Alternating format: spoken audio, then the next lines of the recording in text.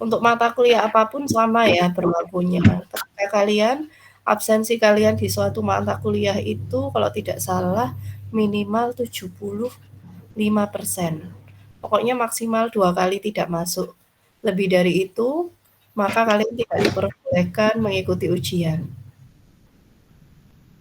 Ya, itu berlaku untuk semua mata kuliah. Dan itu secara sistem bukan karena kami gitu ya.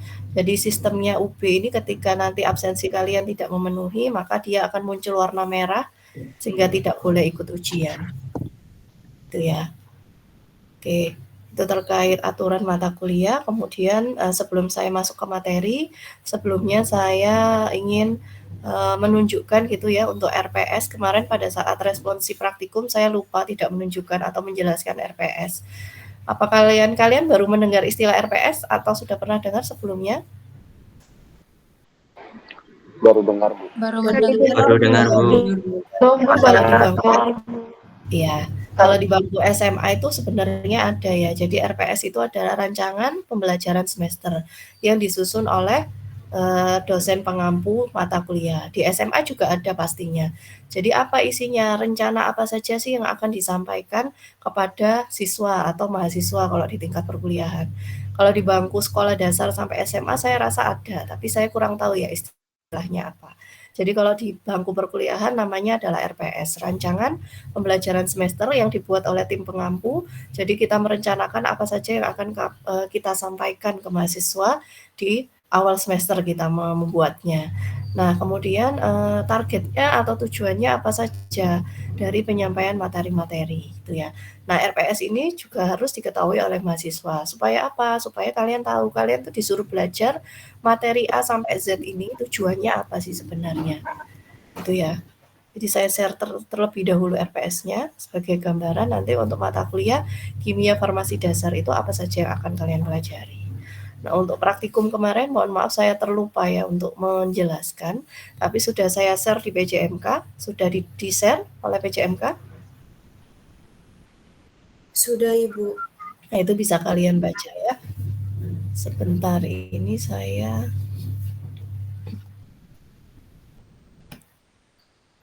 apa sudah terlihat? Sudah terlihat?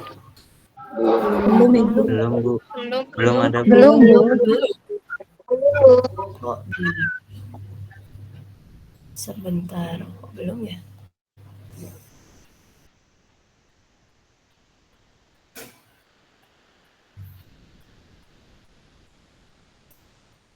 Bentar ya.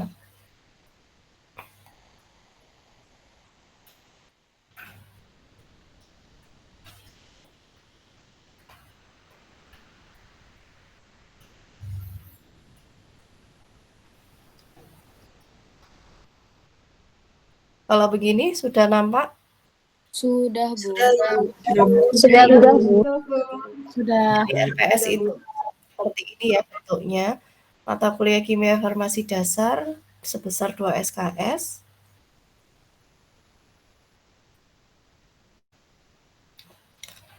Nah, ini ada beberapa CPL, jadi capaian pembelajaran. Nah, CPL ini nggak perlu kalian pikir terlalu dalam. Jadi CPL ini yang membuat adalah tingkat ini ya, kita dapat CPL ini dari namanya Asosiasi Perguruan Tinggi Farmasi Seluruh Indonesia. Jadi seharusnya CPL, bukan seharusnya ya, pasti CPL di seluruh perguruan tinggi farmasi di Indonesia itu pasti sama. Karena kita mengacu pada satu kurikulum yang sama. Itu ya. Ada CPL ini nanti bisa kalian baca. Nah, kemudian dari CPL ini baru kita turunkan menjadi CPMK atau capaian pembelajaran mata kuliah. Kalau CPL adalah capaian pembelajaran lulusan program studi. Maksudnya apa? Jadi nantinya karena kita mengacu kurikulum yang sama dalam satu Indonesia gitu ya, harusnya lulusan perguruan tinggi farmasi itu nanti punya kualitas lulusan yang sama karena CPL-nya juga sama gitu ya. Nah, dari CPL ini bagi masing-masing universitas itu boleh menurunkan menjadi CPMK. Nah, CPMK inilah yang bisa jadi bervariasi. Tapi saya rasa tidak akan jauh berbeda ya antar satu universitas dengan yang lain. Bisa jadi hanya urutannya, mungkin di sini digabung, di sana enggak dan sebagainya. Nah, untuk CPMK mata kuliah kimia farmasi dasar ini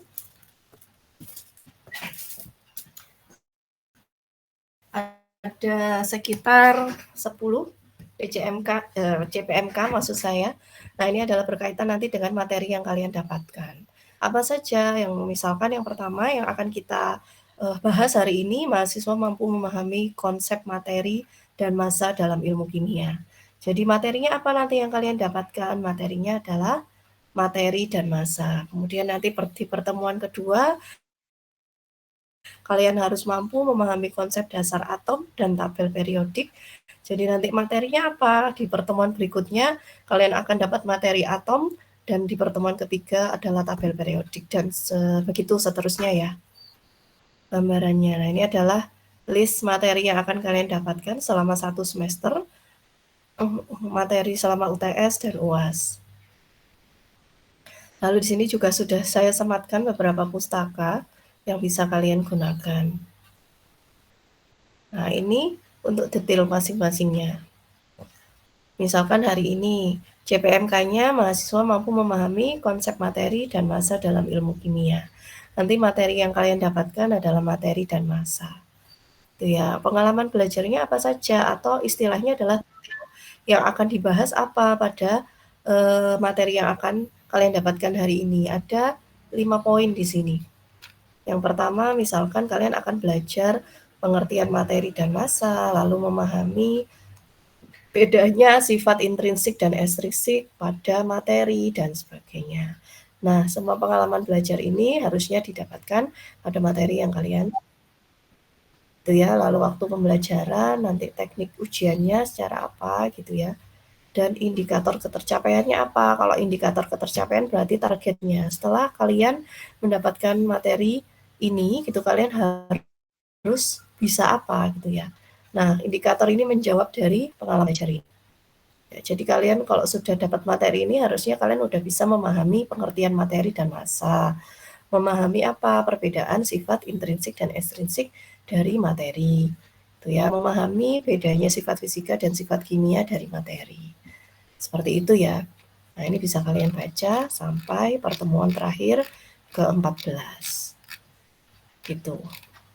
Nah, kenapa mahasiswa juga harus membaca gitu ya, supaya kalian tahu kira-kira yang harus saya pelajari apa. Itu ya, syukur-syukur kalau kalian bisa mendahului belajar, kalian bisa lihat dari RPS ini. Saya rasa kalau zaman atau gen sekarang ini sangat mudah mengakses informasi ya. Tidak seperti pada zaman saya dulu. Itu. Nah, ini ada beberapa peraturan perkuliahan, berpakaian sopan, baik itu secara daring maupun luring, gitu ya.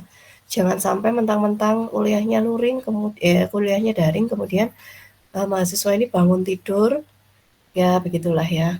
Nah, itu apakah kejadian? Ya, kejadian. Marilah kita saling menghargai satu sama lain ya.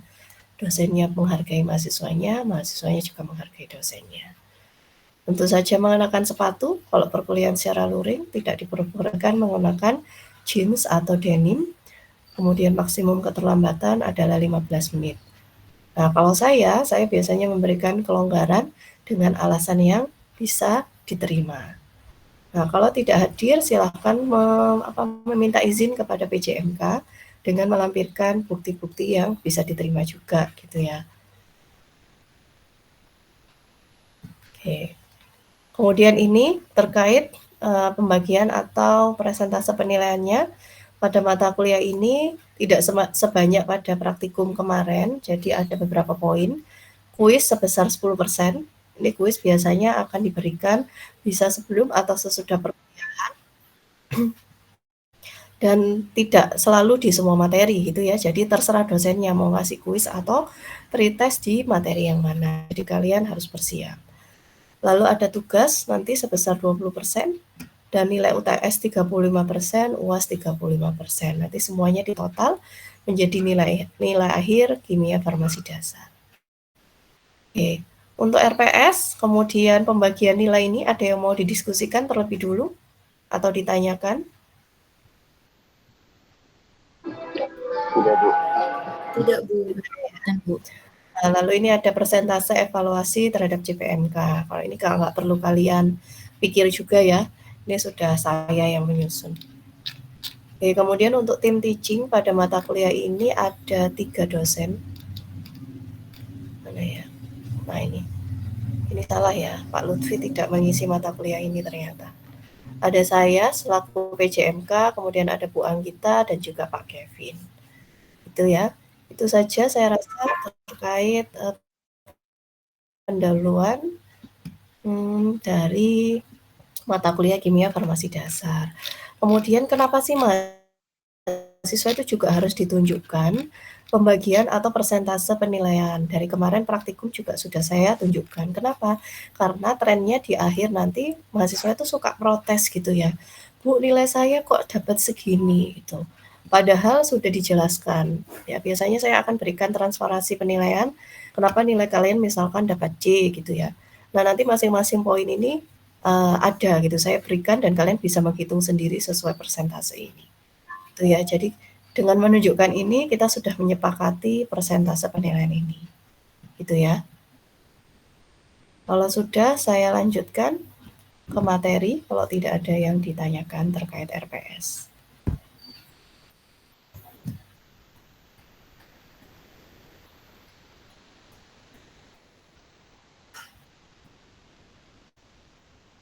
Oke, sudah tampak PPT saya? Belum. Belum, Bu.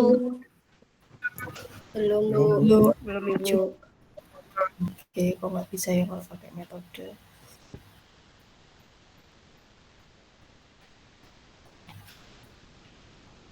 Ini maba yang tahun ini rata-rata dari mana saja?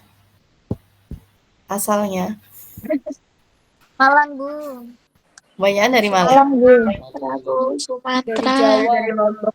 Oh, ada dari Garda, Bu. Madura. Jokerali ya. Jawa, Bu, Jawa. Yang dari Sumatera kok jauh sekali. Kok ini Riau, tahu Riau. yang dari Sumatera itu Bu. kok bisa sampai tahu Malang, taunya dari mana? Punya saudara atau gimana? Iya, nyoba-nyoba, Bu, merantau. Nyoba merantau. Ya sih ya. Saya juga sama, kalau nggak sekolah itu saya kayaknya nggak akan kemana-mana itu ya. Oke. Kita mulai ya materinya. Sudah bisa tampak? Sudah, Bu. Sudah, Bu. Sudah, Bu. Jadi untuk perkuliahan hari ini kita akan belajar tentang materi dan massa gitu ya. Untuk pertemuan pertama. Jadi apa sih gambarannya kita belajar materi hari ini gitu ya. Kita belajarnya juga tentang materi. Nah, kenapa kita belajar materi? Karena apa yang ada di sekitar kita itu juga merupakan materi. Itu ya. Apapun yang kamu pegang, yang kamu gunakan itu juga termasuk materi. Nah, nantinya sebagai mahasiswa farmasi juga, kalian juga pastinya tidak akan bisa lepas dari yang namanya materi itu ya. Mulai dari kita menghitung, mengukur materi, lalu kita mendefinisikan, kita belajar karakteristiknya, bedanya apa saja, macam-macam materi apa saja itu sebagai dasar yang harus kalian ketahui. Gitu ya. Artinya apa? Artinya materi ini akan terus dibawa konsepnya sampai pada semester berikutnya pada mata kuliah apapun, tidak hanya pada mata kuliah kimia saya rasa. Gitu ya. Oke, saya lanjutkan. Apa sudah bergeser slide saya? Sudah, Bu. Sudah ya? Sudah, Bu. Sudah, Bu. Nah, jadi apa sih yang disebut materi atau nama lainnya itu adalah zat gitu ya. Jadi zat atau materi itu adalah setiap objek atau bahan yang punya ruang. Ya, dia itu butuh ruang atau volume. Jadi ruang yang dimaksud dalam kalimat ini adalah volume. Jadi dia pasti bervolume. Gitu ya. Kemudian jumlahnya diukur oleh suatu sifat yang disebut massa. Nah, jadi ciri khas materi, dia pasti bervolume dan juga jumlahnya bisa diukur, yang istilahnya disebut dengan massa. Nah, jadi benar nggak apa yang kalian gunakan itu juga termasuk materi? Misalkan baju yang kita kenakan, itu bervolume, punya volume nggak ya? Siap ya. Juga bisa diukur beratnya gitu ya, yang kita sebut sebagai massa. Nah, ternyata materi itu dibagi menjadi 3 jenis. Ada padat, cair, dan gas. Nah, masing-masing ini punya karakteristik yang berbeda-beda gitu ya. Nah, untuk padat ini karakteristiknya bagaimana? Dia bentuk dan volumenya selalu tetap. Gitu ya. Kalau cair, volumenya tetap, tapi bentuknya bisa berubah sesuai tempat. Jadi misal bayangkan kita menaruh air putih di dalam gelas gitu ya. Kemudian kita goyang ke kanan dan ke kiri. Volumenya tetap selama tidak tumpah dari gelas tersebut ya. Tapi bentuknya apakah selalu sama? Enggak ya. Kalau kita miringkan ke kanan maka dia akan menjadi miring ke kanan. Kalau kita miringkan ke kiri bentuknya juga akan berubah. Kemudian yang ketiga adalah gas.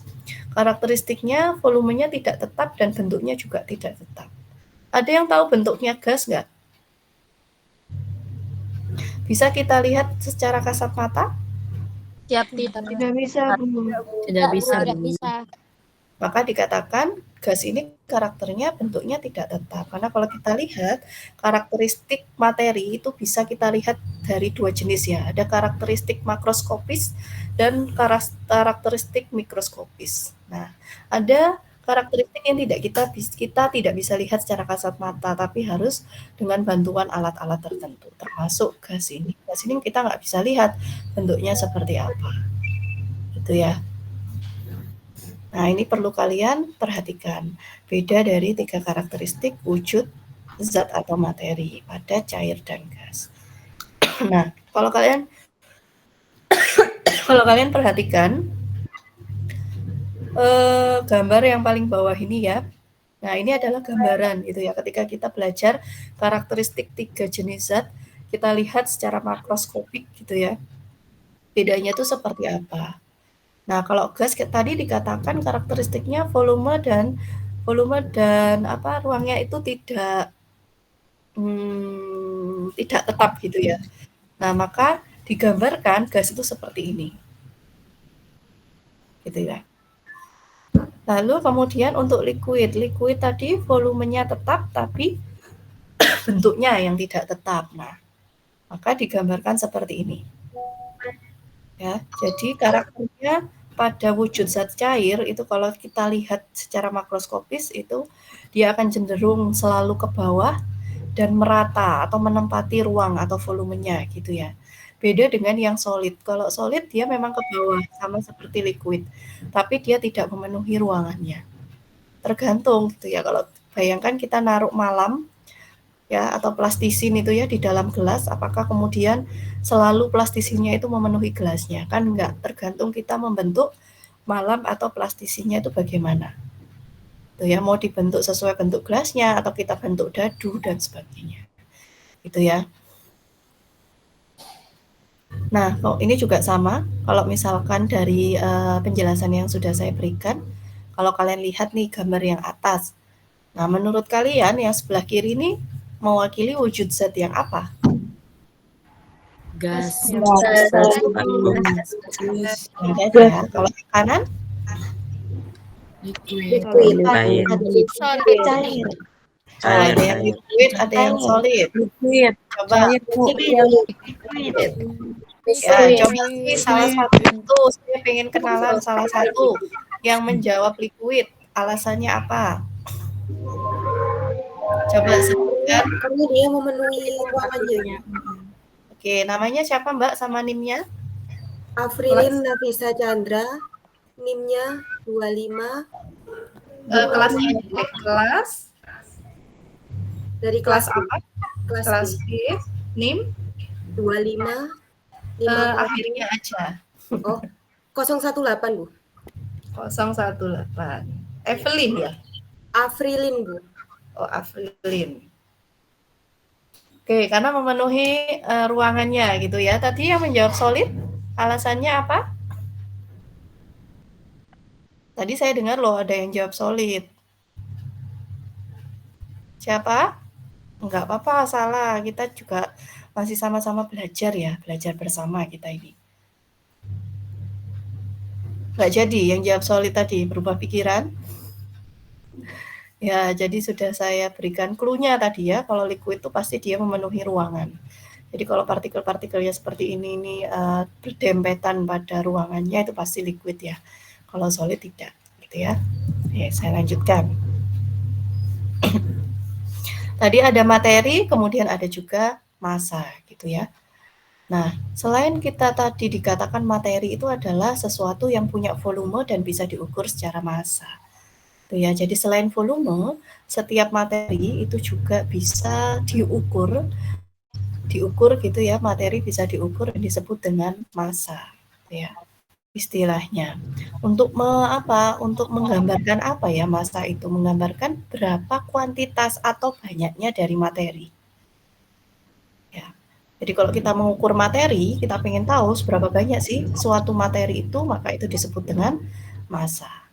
Nah, proses untuk menentukan massa, proses pengukurannya tadi itu disebut dengan ya ini pengukuran atau weighing. Tergantung kita mengukur apa. Kalau misal kita menimbang ya kita disebut dengan penimbangan. Itu ya. Jadi massa dan penimbangan itu saling berhubungan. Tapi tidak merupakan sifat yang sama. Gitu ya. Kalau massa itu hasil pengukurannya dari sebuah materi atau objek, tapi kalau massa atau berat gitu ya, itu merupakan hasilnya dari sebuah massa yang sudah kita ukur tadi, sebuah objek yang kita sudah ukur lagi tadi gitu ya. Nah, jadi kalau misalkan di luar angkasa itu suatu materi atau objek itu dia punya massa, tapi dia nggak bisa kita ukur beratnya berapa. Ya.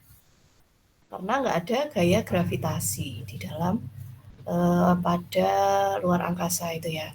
Nah, jadi kita bisa mengukur benda-benda atau materi-materi yang ada di sekitar kita itu karena memanfaatkan gaya gravitasi yang ada di bumi.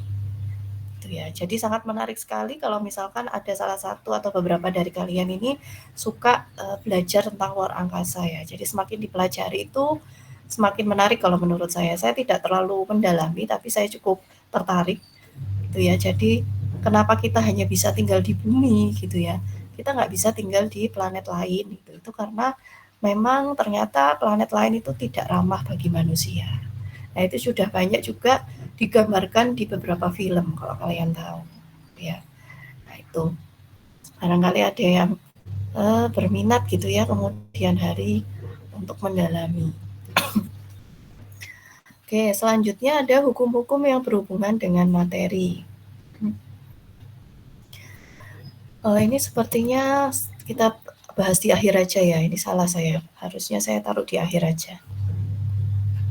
Oke. Nanti ini saya bahas di akhir ya. Saya skip dulu. Nah, kita belajar karakteristik materi dulu. Nah, materi ini punya karakteristik gitu ya. Di mana materi yang paling sederhana itu bisa mengandung senyawa yang berupa senyawa tunggal atau single substance gitu ya. Atau sejumlah dari senyawa yang berbeda-beda. Ya, jadi materi bisa berupa senyawa tunggal atau bisa juga berupa campuran dari beberapa senyawa. Ya, sejumlah dari beberapa senyawa. Itu. Nah, kebanyakan materi atau objek yang ada di sekitar kita itu berupa molekul. Molekul itu berarti apa? Nanti kita akan pelajari. Jadi nanti di kimia ini kalian akan ketemu istilah molekul, lalu ada istilah atom yang akan kita pelajari di pertemuan berikutnya. Ada istilah senyawa, gitu ya, dan lain-lain. Nah, itu nanti kita akan pelajari. Nah, ternyata materi-materi atau objek-objek yang ada di sekitar kita itu kebanyakan kumpulan dari atau terbentuk dari molekul-molekul, gitu ya. Di mana molekul itu juga sebetulnya adalah kumpulan dari beberapa atom. Gitu. Jadi intinya apa ya? Intinya semua yang ada di sekitar kita yaitu pasti berawal dari materi. Gitu ya. Nah, bentuk paling sederhana dari sebuah materi itu disebut dengan elemen. Gitu ya. Nah, elemen itu bisa mengandung satu jenis atom dan tidak bisa dibagi lagi. Ya.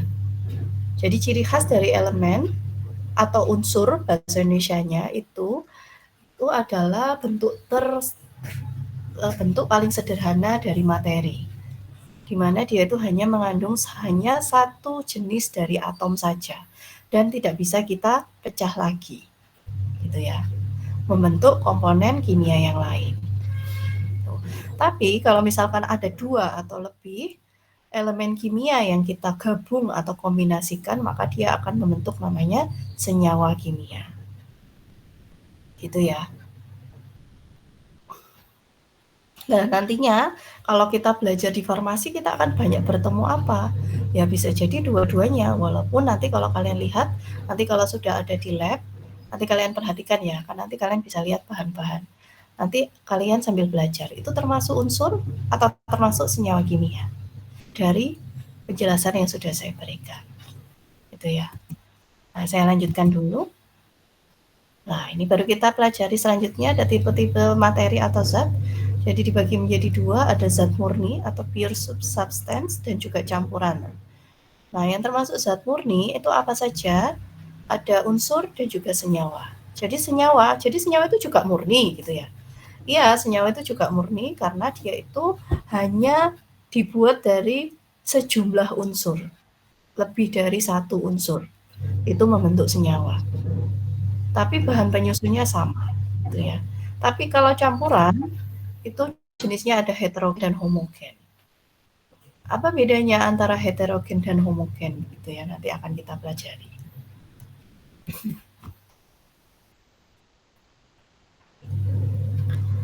Nah, untuk zat murni dulu, tadi kan dibedakan jadi 2, ada unsur dan senyawa. Nah, yang dikatakan zat murni itu adalah sesuatu yang punya komposisi yang pasti dan sifat khusus tertentu. Ya, karena memang dia merupakan gambaran atau jenis materi yang paling sederhana, ya jadi pasti dia tuh kan nggak bisa dipecah menjadi senyawa kimia lain atau bentuk kimia lainnya. Nah, jadinya dia pasti punya komposisi yang pasti dan punya sifat khusus tertentu. Ini nanti bisa kalian temui ketika kalian membaca tabel periodik unsur. Gitu ya. Yang ada atau kalian baca pada tabel periodik unsur itu adalah zat murni semua. Nah, masing-masing unsur yang ada di tabel periodik itu pasti punya komposisi dan sifat yang berbeda-beda antara satu sama lain ya.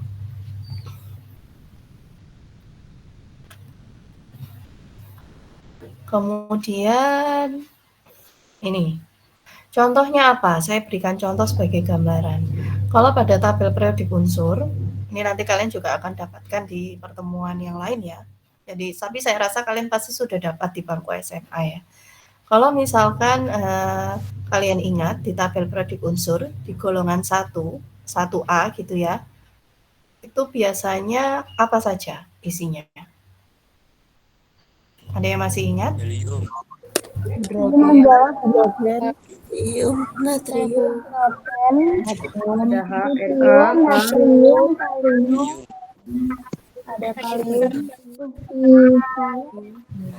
Ya, kan pasti kita punya cara hafal berbeda-beda ya antara satu sekolah dengan sekolah yang lain. Tapi karakternya untuk golongan 1A itu dia punya ciri khas gitu ya, di mana di golongan 1A kan helium, litium ya, helina, Na dan sebagainya. Ciri khasnya adalah dia lebih suka untuk mendonorkan elektronnya.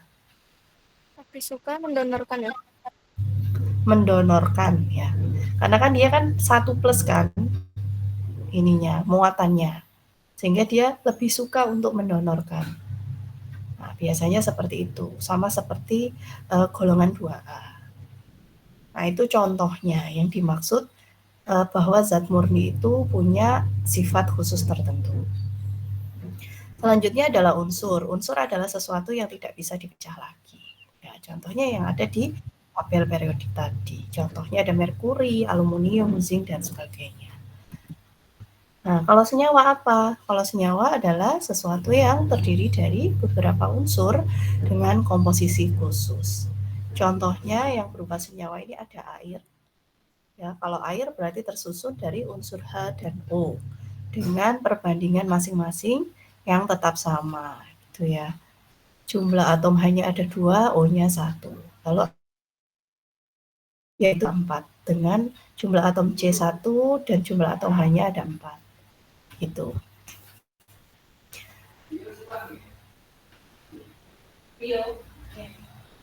Oke, ini ada beberapa contoh elemen atau unsur yang ada di bumi gitu ya, dan berapa banyak sih kelimpahannya yang ada di bumi.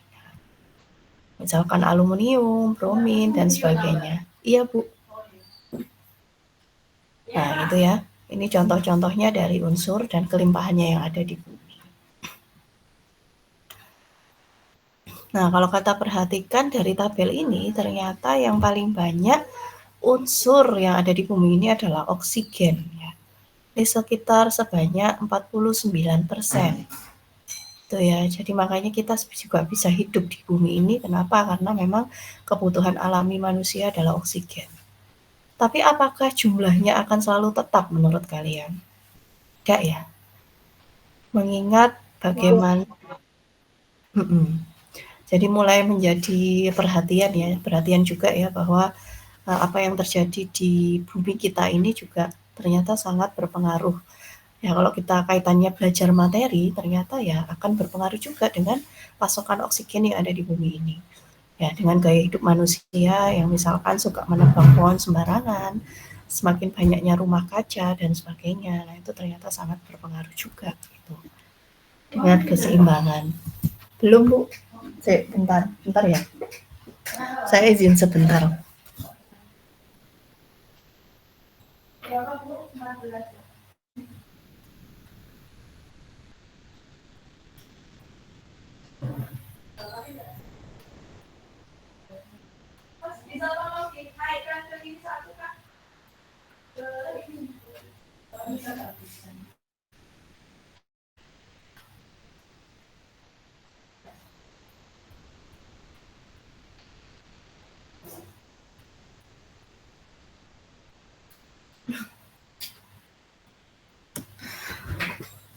Oke, saya lanjutkan lagi ya. Nah, ya dikatakan unsur atau elemen itu merupakan penyusun semua benda yang ada di alam semesta. Jadi unsur atau senyawa itu pasti merupakan zat yang tergolong murni. Itu ya. Jadi nggak bisa diuraikan lagi, nggak bisa dipecah lagi, bahkan oleh perubahan kimia sederhana menjadi dua zat berlainan. Jadi ya wis, misalkan Al ya udah akan menjadi Al, nggak mungkin A dan L. Itu ya. Al itu kan aluminium gitu ya. Nah, unsur-unsur yang sudah ditemukan saat ini itu sekitar 100 ya kalau saya baca beberapa literatur.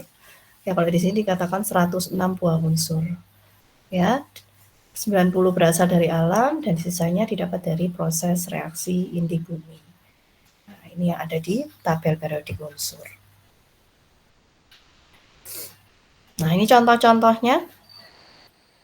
Dari mana sih kita bisa dapat unsur ya? Atau ada unsur di bumi kita? Contohnya, nah ternyata ada sinebar.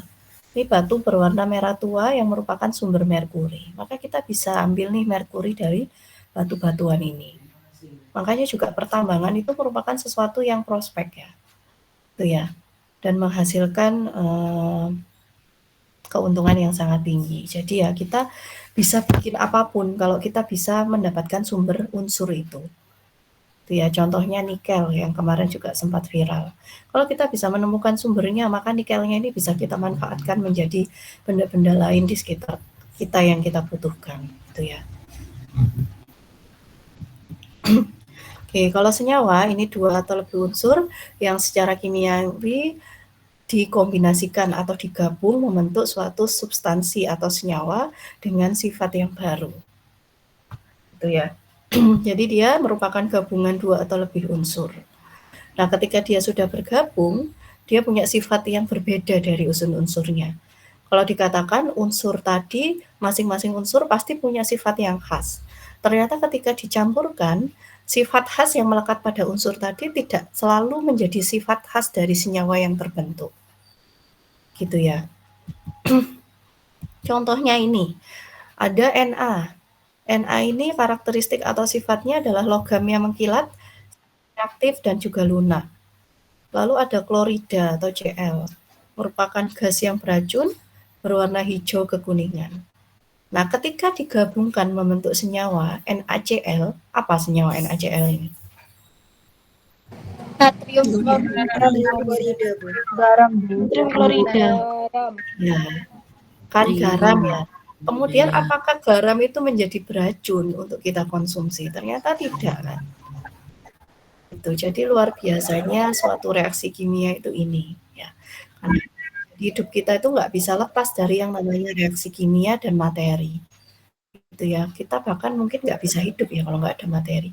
Kita sendiri pun juga berupa materi gitu ya. Kemudian ada molekul ya. Tadi kita sudah belajar unsur, senyawa, dan sekarang juga ada molekul. Ini dibuat dari 2 atau lebih dari atom yang berbeda, dikombinasikan membentuk molekul.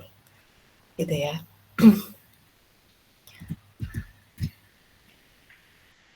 Oke, contohnya di sini ketika atom H dan O itu digabungkan membentuk molekul H2O, itu ya. Nah, nanti juga pada kimia, pada mata kuliah kimia, insya Allah di mata kuliah kimia farmasi dasar ini ya, dan juga di kimia organik nantinya kalian akan belajar tentang yang namanya chemical formula dan struktural formula.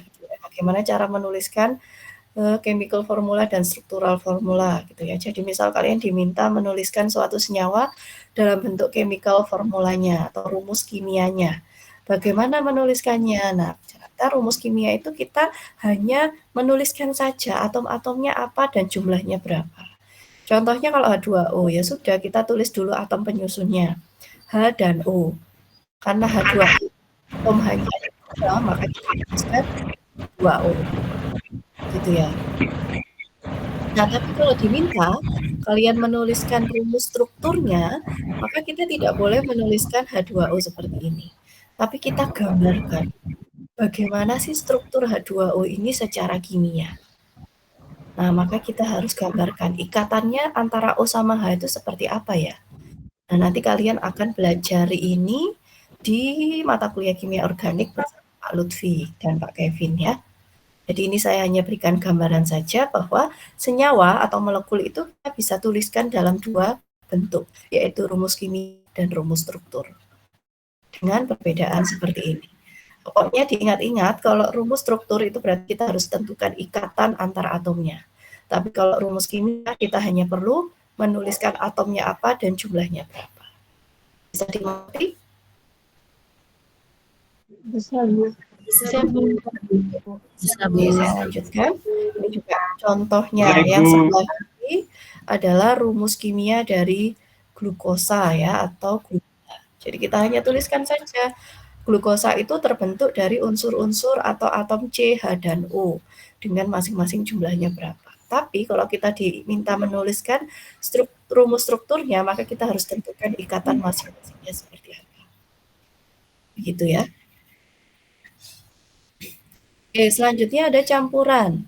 Campuran adalah gabungan dari 2 atau lebih zat yang masih memiliki sifatnya masing-masing. Di mana campuran tadi dibagi jadi 2, ada campuran heterogen dan juga homogen. Bedanya apa? Kalau campuran homogen adalah campuran dengan komposisi yang selalu sama. Tapi kalau heterogen, campurannya ini tidak seragam, komposisinya bisa beda-beda pada setiap bagiannya. Ya. Nah, untuk bisa memudahkan kita untuk membedakan mana yang termasuk campuran homogen dan heterogen, bisa menggunakan pertanyaan ini ya. Nah, apakah sampel mengandung 1 atau lebih senyawa kimia? Nah, kalau jawabannya tidak, berarti dia termasuk senyawa murni.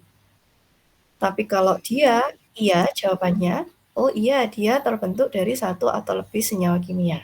Maka dia termasuk senyawa atau campuran gitu ya. Lalu pertanyaannya selanjutnya, apakah sampelnya mengandung satu atau lebih dari satu fase? Fase itu maksudnya jenis zat tadi yang kita pelajari di awal ya. Kalau misalkan dia hanya terdiri dari satu fase, maka dia termasuk campuran homogen. Contohnya apa yang termasuk campuran homogen kira-kira kalau hanya terdiri dari satu fase? Ada yang bisa memberikan contoh?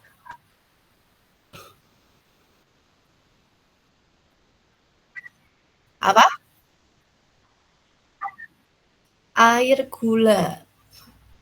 Air gula, ya. Air gula bisa termasuk campuran yang homogen ya. Kalau kita pastikan semua terlarut ya.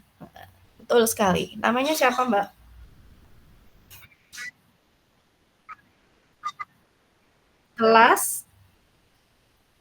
Kelasnya dulu. Kelas B atau C? NIM belakangnya 044. Oh, 64. Nama depannya Amira. Oke. Ya, jadi kalau misal terdiri dari satu fase, maka dia termasuk campuran homogen. Tapi kalau hanya terdiri dari lebih dari satu fase, maka dia termasuk campuran heterogen.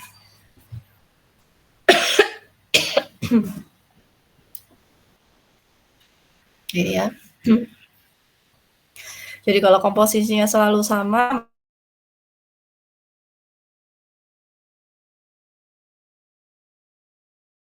bentuk atau dibuat dari unsur yang murni gitu ya. Maka dia cenderung akan membentuk campuran, maka disebut alasan campuran yang bersifat homogen. Nah, campuran itu juga bisa bersifat homogen, contohnya tadi gula sama air ya. Kalau misal kita pastikan bahwa keduanya ini bercampur secara merata gitu ya, maka itu biasanya disebut dengan larutan. Jadi kalau kita ketemu larutan apa, itu pasti termasuk campuran yang homogen. Ya, tapi kalau misalkan kita menyampurkan dua zat atau senyawa gitu ya, lalu komposisinya berbeda-beda dan fasenya juga lebih dari satu, maka itu termasuk dari campuran heterogen. Mudahnya pada gambar ini ya, kalau kita lihat dari fasenya, kayak misalkan kita minum air es. Air es ini ternyata terdiri dari merupakan jenis dari campuran heterogen. Nah, kita mencampurkan ada dua fase di sini. Ada fase padat atau zat padat dan juga zat cair. Ya, jadi termasuk campuran heterogen. Itu ya. Nah, ini juga contohnya yang ada di sekitar kita. Logam kuningan ini dibuat dari campuran homogen antara tembaga dan zinc. Artinya, kuningan ini pasti sama, kandungan tembaganya dan zincnya itu pasti akan selalu sama. Walaupun kalian ambil kuningan di bagian atas, bawah, tengah, itu harusnya dikatakan campuran homogen kalau komposisinya sama antara tembaga dan zincnya. Gitu ya. Nah, tapi kalau granit itu dibuat dari campuran heterogen antara beberapa mineral. Ya, nika, batu-batuan, dan lain-lain. Nah, dari gambarnya pun sudah tampak ya hasilnya. Yang antara campuran homogen dan heterogen itu memang berbeda.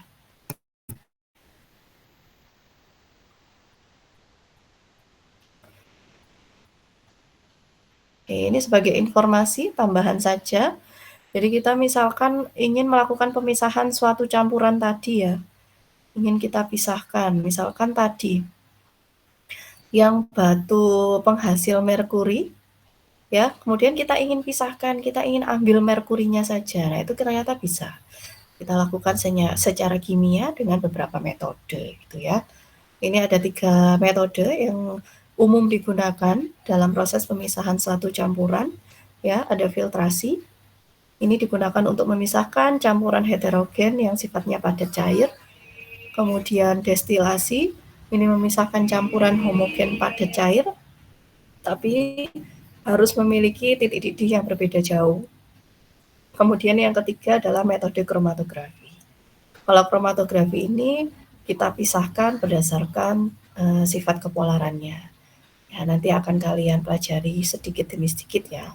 Jadi sementara ini didengarkan terlebih dahulu. Untuk destilasi ini nanti kalian akan praktikumkan juga. Jadi nanti dipelajari bagaimana metode destilasi ini kita bisa memisahkan dua zat atau senyawa gitu ya, berdasarkan titik didihnya.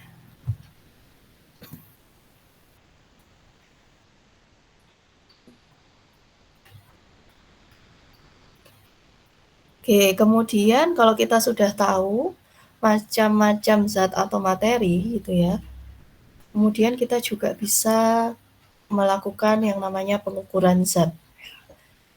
Nah, untuk mendapatkan suatu massa tadi ya. Nah, maka kita perlu melakukan yang namanya pengukuran materi atau zat. Nah, contohnya di sini ada kasus nih.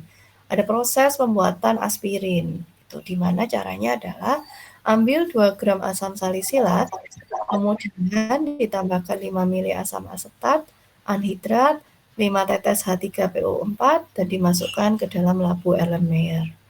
Lalu dilakukan pemanasan pada suhu 75 derajat Celcius, ditambahkan 20 mili air, lalu didinginkan pada suhu 0 derajat Celcius. Pertanyaannya, dengan apa kita mengukur preparasi aspirin di atas? Yang saya beri warna merah ini, berarti ambil 2 gram. Kita ukur pakai apa?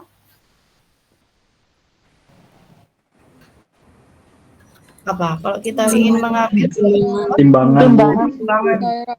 timbangan. Kemudian mengambil 5 mili asam asetat anhidrat. Kita ukurnya pakai apa sebanyak 5 mili? Gelas ukur ya. Tapi kalau kita butuh alat yang kuantitatif, kita bisa pakai pipet volume 5 mili. Nah, kemudian 5 tetes kita bisa pakai pipet tetes, dan 20 mili air kita bisa pakai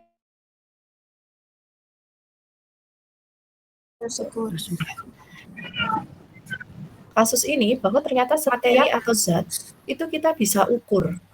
Ya, contohnya asam salisilat. Berarti ini bentuk zatnya apa? Padat. Asam hidrat, air dan H3PO4 di sini kita berupa zat cair. Ya, kita juga bisa ukur gitu ya. Kemudian juga ada suhu di sini. Suhu kita bisa ukur, bisa. Nah, jadi intinya materi itu apapun bentuknya itu selalu bisa diukur massanya. Itu ya. Jadi, nah apa alat yang umum digunakan? Nah, misalkan kalau pengukuran volume kita bisa gunakan gelas ukur dengan pembacaan meniskus ya. Meniskus sudah dapat ya di bangku SMA? Belum. Oh, ada yang belum. Jadi meniskus ini kita mengukur zat cair itu berupa cekungan gitu ya Mbak ya. Jadi ini harus dipraktekkan sih nanti ketika di lab ya. Jadi kita bisa ukur, kita tepatkan gelas ukurnya ini di tengah-tengah mata kita atau di hidung ya.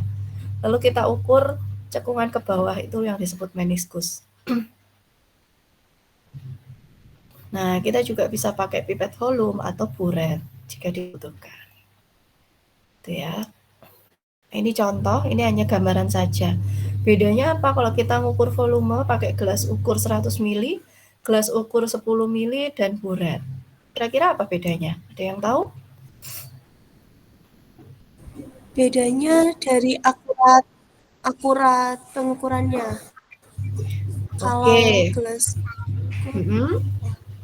kalau ukur, misal kita mengukurnya 100 mili itu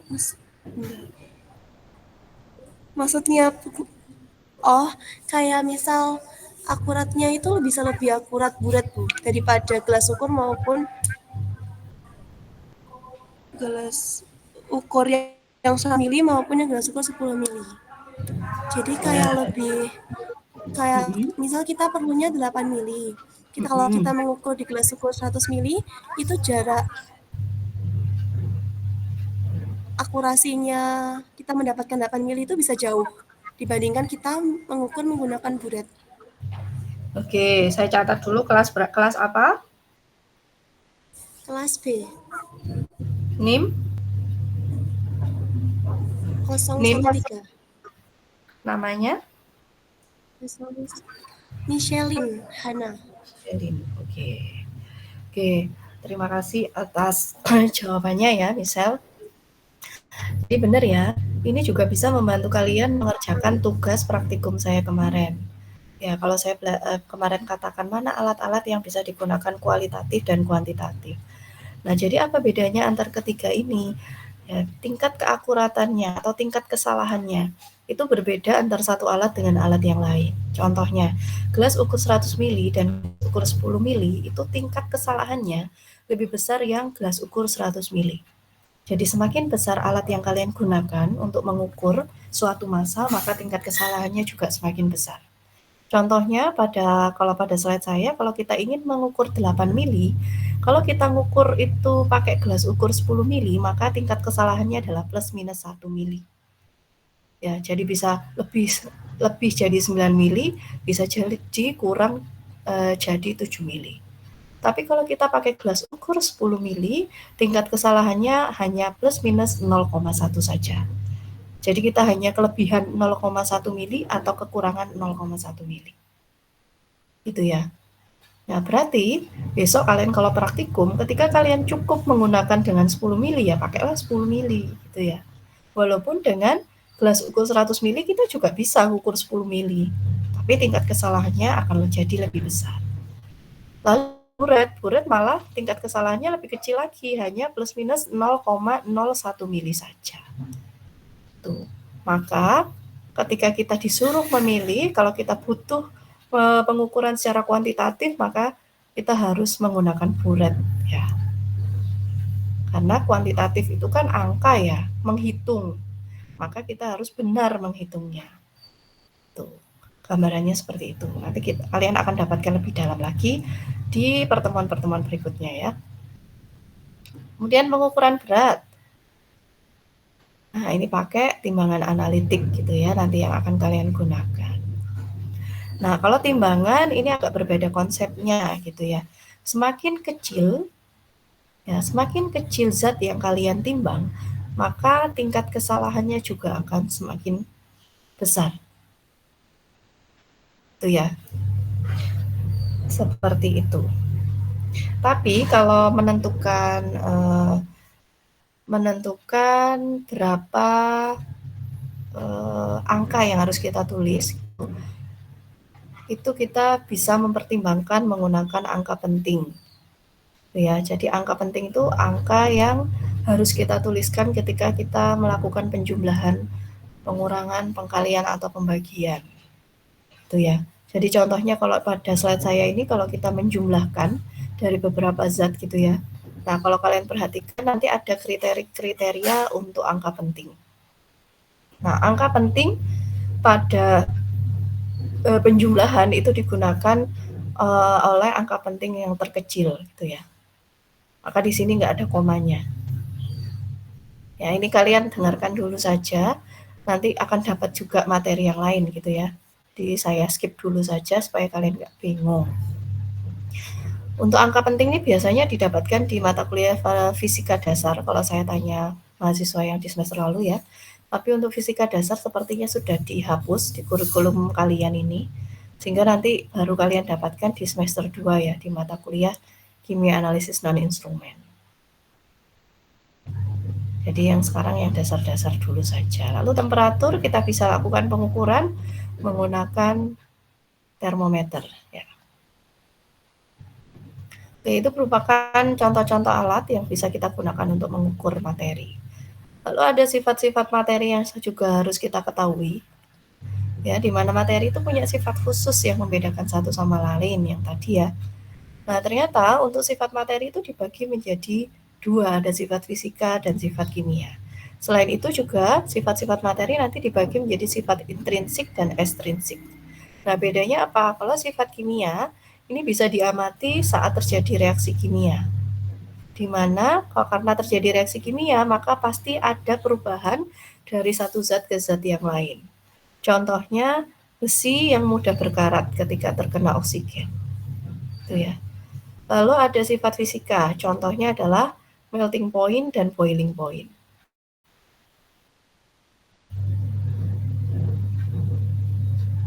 Nah, selain dibedakan menjadi sifat fisika dan kimia, sifat materi juga dibedakan menjadi sifat intrinsik dan ekstrinsik gitu ya. Kalau sifat intrinsik ini kualitas yang bersifat khas dari setiap materi. Tidak dipengaruhi bentuk dan ukuran materi. Contohnya ada warna, rasa, bau, titik didih, dan titik beku, viskositas, dan lain-lain. Jadi sifat fisika itu biasanya masuk dalam sifat intrinsik. Ya. Lalu sifat ekstrinsik apa? Sifat yang besarnya tergantung pada bentuk dan ukurannya. Contohnya ada massa, volume, dan panjang. Gitu ya. Kalau sifat kimia juga termasuk sifat intrinsik di dalam sini ya. Itu bedanya. Lalu ada perubahan materi. Jadi materi di sekitar kita tentu saja bisa mengalami perubahan. Kalau tidak bisa mengalami perubahan ya kita nggak bisa membuat produk-produk gitu ya yang terbuat dari materi atau zat. Nah, ternyata perubahan materi ini dipengaruhi oleh kualitas khas materi tersebut. Tadi masing-masing materi yang bisa berinteraksi dengan materi lain. Kemudian mengakibatkan dua perubahan gitu ya. Sama ada perubahan kimia dan perubahan fisika. Kalau perubahan kimia, ini materi diubah secara sempurna menjadi materi yang berbeda atau zat baru. Contohnya juga zat besi berkarat.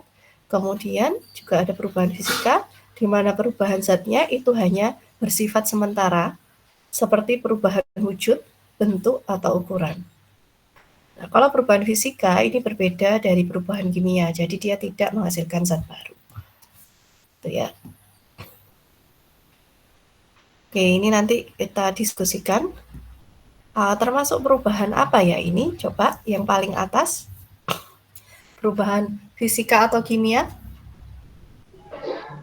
Fisika. Fisika. Perubahan fisika. Terus yang kedua? Kimia. Termasuk kimia. Terus yang ketiga? Fisika. Kenapa kok fisika yang ketiga? Hanya merubah bentuk. Ada perubahan bentuk. Karena mengalami perubahan bentuk. Karena mengalami perubahan Bu. Ya, jadi hanya mengalami perubahan ukuran ya dan bentuk gitu ya. Lalu yang terakhir? Kimia. Kimia Bu. Ya, tentu saja ya. Termasuk yang terjadi di dalam lambung kita. Nah, pintar-pintar semua sudah. Selanjutnya ada juga sifat bobot jenis. Nah, ini bahwa setiap unsur itu punya yang namanya bobot jenis. Bobot jenis itu bisa dihitung dari massa per volume. Nah, bobot jenis ini juga nanti akan kita gunakan untuk perhitungan gitu ya. Nah, ini ada salah satu contoh perhitungan yang cukup mudah. Coba kalian kerjakan ya. Nanti kalau ada waktu sisa kita akan bahas bersama. Sementara saya lanjutkan dulu ke materi yang selanjutnya ya. Nanti kalau ada sisa kita balik lagi ke slide ini. Nah, nanti perhitungan ini tuh umumnya kita gunakan ketika kita ingin mengencerkan. Misalkan contohnya adalah asam, kalau saya dulu pakai itu HCl misalkan. Nah, HCl kalau kita beli di supplier itu biasanya punya kadar atau kemurnian 37% dalam satu botolnya gitu ya. Nah, kemudian kita akan membuat HCl misalkan dengan konsentrasi 0,1 N sebesar 100 mili. Nah, berarti berapa banyak dari asam asetat murni tadi yang harus kita ambil. Nah, itulah kegunaannya. Kita belajar BJ ini, maksudnya seperti itu. Nah, dengan mengetahui BJ dari larutannya tadi, maka kita bisa menentukan berapa banyak HCl murni yang harus kita ambil kalau kita ingin membuat HCl dengan konsentrasi tertentu, dengan volume tertentu. Itu gambarannya ya. Nah, nanti coba kalian kerjakan dulu. Saya lanjutkan dulu. Nah, kemudian juga masing-masing materi ini juga punya panjang gelombang serapan dan warna yang berbeda-beda. Ini juga masih termasuk karakteristik materi atau senyawa. Ya, kalau di contoh ini berarti apa? Senyawa atau materi ini? Senyawa atau unsur ya? Senyawa. Ini ternyata senyawa. Senyawa, Bu. Nah, gabungan dari unsur-unsur itu punya karakteristik warna yang berbeda-beda. Karena dia punya karakteristik warna yang berbeda-beda, maka dia pasti punya panjang gelombang serapan. Panjang gelombang serapan ini nanti kalian akan pelajari kalau sudah pakai instrumen. Ya, ternyata panjang gelombang warna yang berbeda-beda dari masing-masing senyawa ini bisa dimanfaatkan untuk kita lakukan pengukuran kuantitatif menggunakan instrumen melalui serapan panjang gelombangnya. Gitu ya. Nah, ternyata FeCl3 ini warna kuning, CuSO4 warna biru. Nah, ini bisa kalian buktikan nanti kalau bekerja di laboratorium. Itu ya. Nah, ini tadi yang saya katakan. Bagaimana perbedaan warna dari masing-masing senyawa kemudian digunakan untuk pengukuran. Misalkan kita memanfaatkan sinar UV, di mana UV itu ada sinar UV atau ultraviolet, ada visible. Visible itu berarti kita bisa lihat secara kasat mata. Nah, pada visible spektrum ini kita bisa lihat secara kasat mata karena warna-warnanya ya memang karena senyawanya itu berwarna. Nah, tapi kalau di daerah UV ini semua larutannya atau senyawa itu pasti jernih. Nah, apakah kemudian tidak bisa kita bedakan? Bisa, tapi kita harus membutuhkan instrumen. Tapi kalau yang dalam visible, ini kita bisa pakai instrumen bisa, tapi kita juga bisa bedakan langsung secara kasat mata. Ya, tentu saja kan kita bisa bedain ya, biru sama hijau sama kuning. Nah, makanya kenapa kalian waktu masuk farmasi di awal ada tes buta warna atau enggak? Ada, Bu. Karena salah satu pelajaran yang harus kalian bisa kuasai adalah, nah ternyata warna itu bisa menentukan kuantitas dan kualitas suatu senyawa. Nah, jadi makanya untuk orang-orang yang mengalami buta warna itu tidak bisa mengikuti atau diterima gitu ya di jurusan farmasi karena memang itu adalah salah satu skill yang dibutuhkan. Gitu ya. Nanti ada juga ada gelombang IR dan sebagainya. Nah, ini contohnya panjang gelombang. Kalau masuk ke dalam panjang gelombang jenis ultraviolet, dia masuk di panjang gelombang kurang dari 400 nanometer. Nah, maka dia tidak berwarna di sini. Kita harus pakai atau bantuan instrumen untuk bisa mengukur gitu ya senyawanya. Tapi kalau masuk dalam panjang gelombang lebih dari 100 sampai 700, itu kita bisa memanfaatkan visible spektrumnya tadi. Ya, di mana kalau panjang gelombang 400 sampai 450 biasanya warna yang diserap itu adalah warna violet. Gitu ya, itu terbentuk atau senyawa-senyawa yang berwarna merah, orange, dan yellow. Itu bisa terdeteksi pada panjang gelombang 400 sampai 500 nanometer. Kalau ungu dia bisa terdeteksi pada 500 sampai 580 dan sebagainya. Ya, ini nanti kalian pakai kalau sudah belajar tentang instrumen spektrofotometri UV phase, gitu ya. Lalu ada perubahan materi, ya, di mana perubahan materi di sini kalau gas ke padat disebut menyublim, padat ke cair disebut mencair, cair ke gas disebut menguap. Saya rasa sudah dapat ya di bangku SMA. Nah, ini merupakan beberapa prinsip yang digunakan pada perubahan zat, mana cair ke gas atau terjadi penguapan, itu terdapat keseimbangan antara bentuk cair dan gas berdasarkan persamaan ini ya. P sama dengan nRT per V, di mana nilai P itu berbanding lurus dengan T. Ya, tekanan berbanding lurus dengan suhu yang digunakan pada saat kita ingin mengubah zat cair menjadi zat gas. Gitu ya.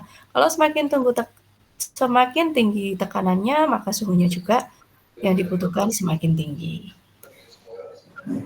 Lalu titik didih terjadi apabila tekanan yang ada di dalam dan di luar dari zat yang akan kita didihkan atau ubah itu ya, itu sama. Jadi P1 sama dengan P2. Kalau mendidihkan air itu berarti perubahan zatnya apa menjadi apa?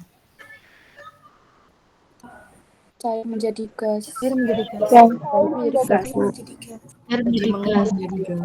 menjadi gas. gitu ya. Nah, ternyata perubahan zat dari cair menjadi gas itu bisa ditempuh ketika tekanan yang ada di dalam dan di luar wadah itu sama. Nih, kalian perhatikan di gambarnya. Jadi ada tekanan di dalam dan tekanan di luar. P2-nya adalah external pressure atau tekanan yang ada di luar wadah, dan kemudian P1-nya adalah tekanan yang ada di dalam. Nah, titik didih dapat diturunkan dengan menurunkan tekanan yang ada di luar. Nah, ini contohnya kalau kita merebus telur di gunung harus membutuhkan waktu yang lebih lama. Itu ya. Ada yang suka naik gunung di sini? Ada nggak? Nggak ada ya. Anak farmasi sukanya belajar semua ya. Oke, supaya air cepat.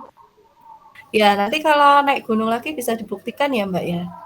Karena saya belum pernah membuktikan nih terus terang. Bisa dibuktikan ketika mendidihkan telur di rumah atau di kosan dengan ketika kalian camping gitu ya, misalkan kemah di dataran yang lebih tinggi itu benar nggak sih itu lebih lama. Nah, gitu ya. Supaya air cepat mendidih maka harus ditutup. Lalu ada namanya critical temperature. Ini suhu di mana zat tidak dapat berbentuk cair seberapapun tekanannya. Itu disebut dengan critical temperature. Critical temperature itu dimiliki oleh beberapa unsur dengan suhu yang berbeda-beda.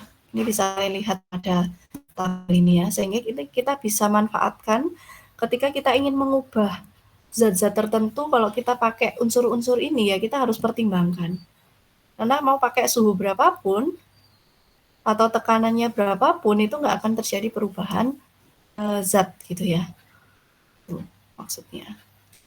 Lalu ini contoh ada diagram fase di mana air ini bisa membentuk beberapa fase gitu ya, bisa menyuap, bisa dalam bentuk padat dan juga cairan dengan tekanan dan suhu yang berbeda-beda.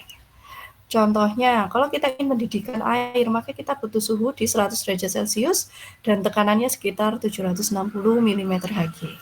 Nah, akan berbeda kalau kita pakai senyawa yang lain. Di sini misalkan sulfur, nah nggak sama. Nah, diagram fase ini juga kita bisa manfaatkan ketika kita ingin mengubah. Misal kita mau ambil belerang nih, lalu kita mau ubah bentuknya. Nah, kita harus tahu atau punya data diagram fasenya. Supaya kita bisa menjadi acuan gitu ya. Misal kita mau ubah nih ke dalam bentuk liquid gitu ya, atau mau kita bentuk atau kita campurkan dengan zat yang lain, maka kita harus pertimbangkan diagram fasenya ini. Waktu saya tinggal berapa lama? Masih ada 15 menit ya. Agak saya percepat. Nah, ini ada beberapa literatur yang bisa kalian baca. Nanti kalau ada yang pengen dapat bukunya bisa ke saya ya. Nanti saya berikan, saya ada sekitar 3 literatur yang kalian bisa baca. Gitu ya. Nah, jadi itu tadi hanya hal-hal terkait materi dan perubahan materi. Kemudian tadi perubahan materi. Nah, kita kembali tadi ya ke slide pertama terkait massa tadi.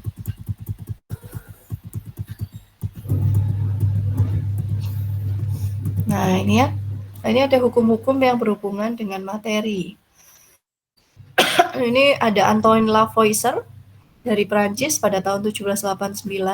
Ini merumuskan hukum kekekalan massa. Itu ya. Di mana bunyinya adalah massa ini tidak dapat diciptakan maupun dimusnahkan dalam perubahan materi apa saja.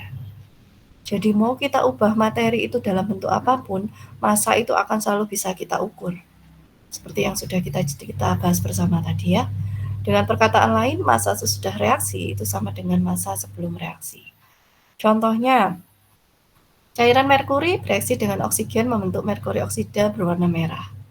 Bila merkuri oksida ini dipanaskan lagi, maka akan terurai dan menghasilkan sejumlah cairan merkuri dan gas oksigen yang jumlahnya sama dengan yang dibutuhkan waktu pembentukan merkuri oksida. Jadi dia akan balik menjadi zat-zat penyusunnya. Gitu ya. Kemudian yang kedua ada studi susunan banyaknya senyawa menghasilkan namanya hukum perbandingan tetap atau hukum susunan tetap. Ya, yaitu perbandingan massa unsur-unsur di dalam suatu persenyawaan kimia adalah tetap. Lalu pada tahun 1799 ini ada Joseph Proust menemukan bahwa tembaga karbonat baik dari sumber alami maupun sintesis dalam laboratorium ini mempunyai susunan yang tetap. Jadi penemuannya Joseph Proust ini mendukung apa yang dikatakan oleh Antoine Lavoisier. Nah, kalau kita pelajari maksudnya apa sih dari hukum tadi? Ini contohnya seperti ini. Misalnya dalam senyawa dengan rumus XaYB, maka perbandingan massa unsur Y dan X itu dalam senyawa dirumuskan seperti ini. Ya. A kecil, B besar, A besar, X ini ya, kalian lihat. Langsung saja ke contoh, perbandingan massa unsur Al dan O di dalam senyawa Al2O3 adalah sebagai berikut. Ya, Ba itu adalah Ar maksudnya. Ya, tahu ya ARMR ya? Tahu. Nah, jadi untuk menentukan perbandingan massa dari unsur-unsur yang bersenyawa itu kita bisa gunakan rumus yang ada di dalam ini, kurung ini ya. Jadi misalkan di sini ada kalian diminta untuk menentukan perbandingan massa antara pada senyawa Al2O3. Maka yang kalian lakukan adalah Al-nya kalian tuliskan dulu unsur-unsurnya, Al banding O, kemudian kalian tuliskan berapa banyak masing-masing unsurnya. Karena Al-nya ada 2, maka kita tuliskan di depan ada 2 Al. Karena O-nya ada 3, kita tuliskan 3 O di depan. Lalu tinggal kita kalikan dengan AR-nya. AR-nya Al adalah 27, AR-nya O adalah 16.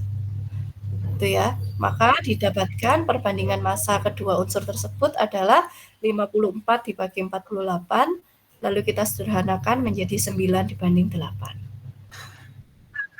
Bisa dipahami? Bisa,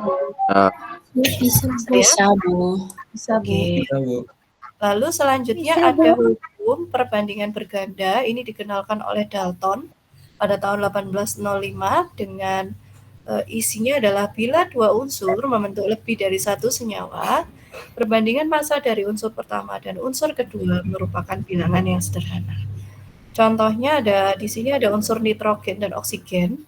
Ini yang umumnya dikenal bisa membentuk lebih dari satu senyawa. Jadi kalau ada N dan O, dia itu bisa macam-macam membentuk senyawanya gitu ya. Kalau H2O ya sudah, kalau air ya udah H2O gitu kan. Nah, kalau nitrogen dan oksigen ini bisa membentuk N2O, bisa NO, bisa N2O3. Nah, maka untuk perbandingan massa caranya dengan yang sebelumnya. Maka kita bisa pakai rumus ini. Misalkan langsung pada contoh ya, kalau senyawanya adalah N2O, maka kita bisa pakai rumus ARO, O-nya 1 ya, dibagi dengan ARN, karena N-nya 2, maka kita kalikan 2, dikalikan dengan massa tetap dari nitrogen. Massa tetapnya adalah 14 gram. Maka didapatkan perbandingan massanya yaitu 8 gram. Tuh, begitu pula dengan NO dan juga N2O3. Jadi ternyata perbandingan massa N gitu ya, nitrogen pada senyawa N2O, NO dan N2O3 itu hasilnya beda-beda. Kalau dalam N2O perbandingan massanya 8 gram, kalau pada NO 16 gram dan N2O3 sebanyak 24 gram. Itu maksudnya. Itu ya, bisa dipahami untuk perhitungan yang kedua ini? Bisa, Bu. Bisa, Nah, jadi Bu. Bisa, Bu. Bisa. Oke, itu saja yang bisa saya sampaikan untuk pertemuan hari ini. Apakah ada yang mau diskusikan?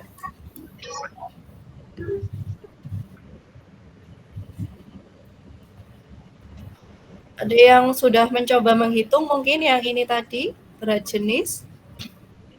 0,46, Bu. Sudah, Bu. Berapa hasilnya? 0,46. 0,46, Bu. 0,46. Sebentar. Mana tadi ya? 0,4. Oke, coba saya salah satu sih membacakan bagaimana caranya. Oke, silakan. Saya ketikkan di sini. Oke. Oke.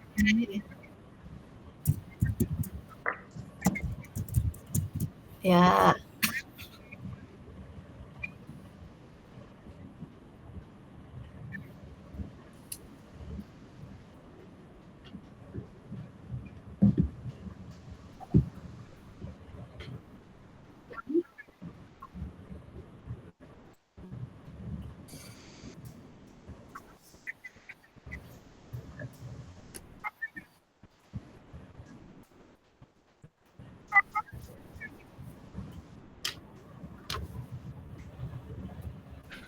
Oke, ada yang berbeda? Sama, Bu. Sama ya? Oke, nggak ada masalah ya.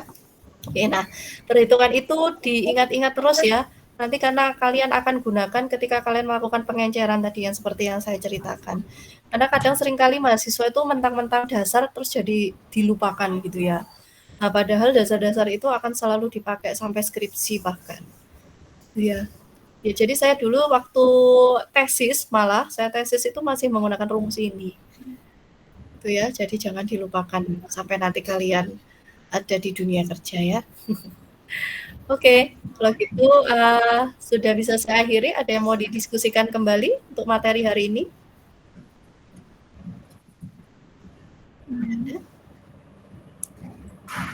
Oke.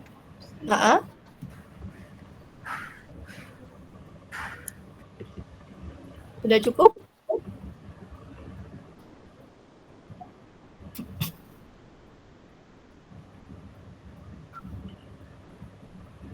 Oh, baru join mungkin ya?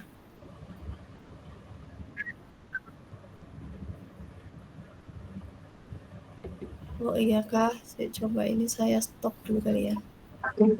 Assalamualaikum. Ibu absen tadi. Nah, Ibu tadi yang absen. Karena saya kalau sudah mulai materi itu saya agak males gitu ya bolak-balik ke Gmeet-nya. Tuh, makanya. Ya sudah nanti. Absennya jadi juga sudah saya ulang ya Mbak. Yang beberapa tadi. Jadi yang memang sudah saya ada yang merasa sudah hadir di perkuliahan, tapi tadi saya tidak absen atau saya tuliskan alfa itu bisa WA ke saya saja melalui PJMK ya. Jadi melalui PJMK aja, nggak usah WA satu-satu. Nanti saya akan ada berapa anak tadi?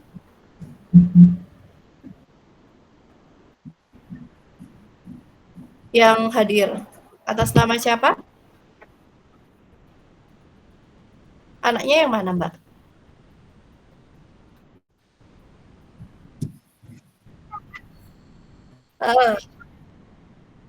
Hadir? Yang disebutkan namanya? Duh, nggak hadir loh Mbak anaknya itu. Saya belum masuk, Bu. Saya ada di Zoom teman. Atas nama siapa? Ananda Syaputra, Bu. Kelas? Kelas C. Kamu baru join paling. Buka, Bu. Saya telat tahu infonya. Jadi saya dalam perjalanan mau buka Zoom-nya nggak bisa masuk, Bu. Oh, akhirnya saya di rumah teman, Bu. Satu Zoom. Oke. Ya. Karena kamu sudah di perjalanan, saya maafkan ya. Iya, Bu. Saya di perjalanan tadi, Bu. Oke, ada lagi? Saya juga Ilham, atas nama Ilham Rofiqul A'la. Kenapa kamu baru join? Sama kayak teman juga tadi, perjalanan. Tadi udah sampai di UB. Sebentar, kelas C ya? Ya, Ilham Rofiqul. Satu-satu dulu. Ini Ananda Syaputra tadi hadir ya? Siap Bu, hadir. Ibu juga hadir. Ada lagi? Ibu. Maaf, Alicia Rasya Azahra dari kelas B, Bu. Sebentar, ngomongnya satu-satu, saya nggak dengar. Sebentar, Syifa Nazu ada nggak? Hadir, Bu. Juga baru join? Enggak, Bu. Tadi udah join, cuman pas absen mikrofon saya nggak bisa hidup, Bu. Jadi saya bisa Oh, rancang siap. aja. Nah, sekarang Cuman kok nggak- bisa-bisa tiba-tiba tadi- bisa hidup, Bu? Tadi diperbaiki dulu, Bu. Habis diperbaiki, Bu. Saya tuh agak nggak percaya ya kalau alasannya mikrofon nggak bisa, kayak gitu-gitu. Saya terus terang tuh agak nggak percaya gitu ya. Oke lah, saya maafkan untuk pertama, yang kedua. Jadi kalau perkuliahan